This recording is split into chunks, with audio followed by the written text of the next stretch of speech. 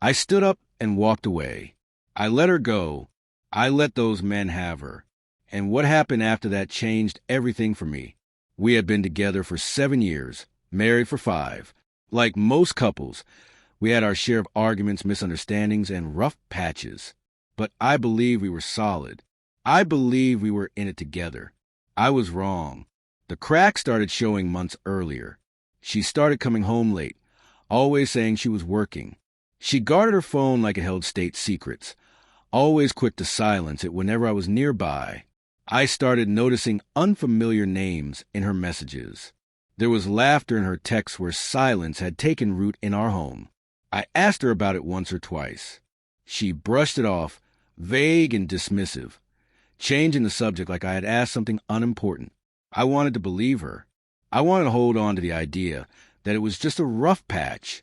But hope can blind you when the truth is screaming in your face. One evening, after a long and exhausting day, I came home early to surprise her. I wanted to remind her that I still cared. When I walked in, the house was silent. No music, no TV, no sign of her. I called her name. No answer. That's when I saw the note on the kitchen table, written in her handwriting. It said everything I had feared but never wanted to believe. I'm not the woman you thought I was. There are plenty of men chasing me, and I'm tired of waiting for you. I read it over and over, my hand shaking, my heart pounding so hard I could hear it in my ears.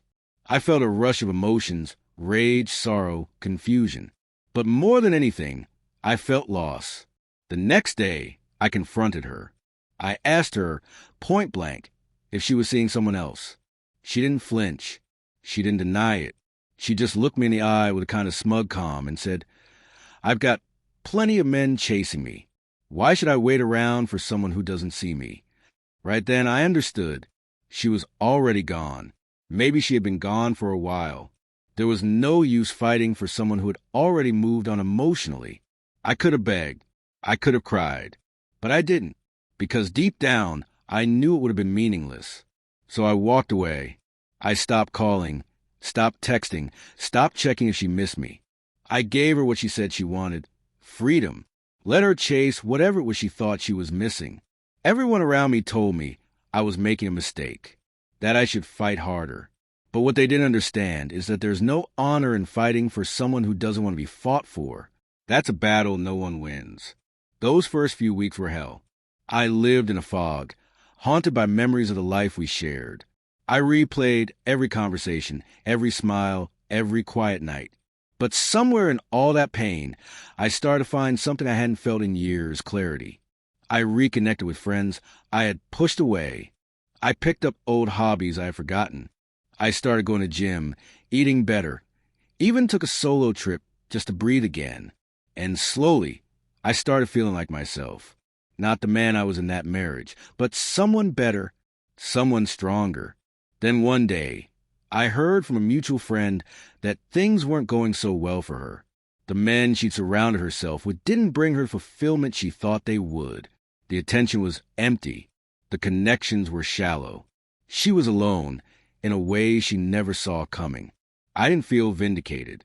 I didn't feel superior. I just felt peace. Peace that I had walked away before I lost myself completely. I met new people. I laughed again. I built a life that didn't depend on someone else's validation. I didn't hate her. I just wish things had turned out differently. But love doesn't always end the way you want.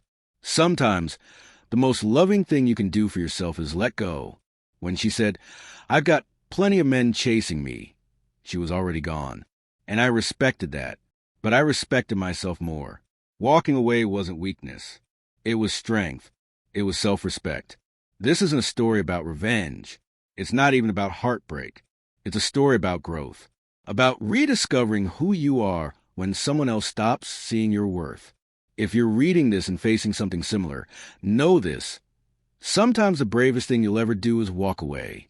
Not because you gave up, but because you finally understood that your peace is worth more than their attention. And that's where real healing begins. Ask ChatGPT.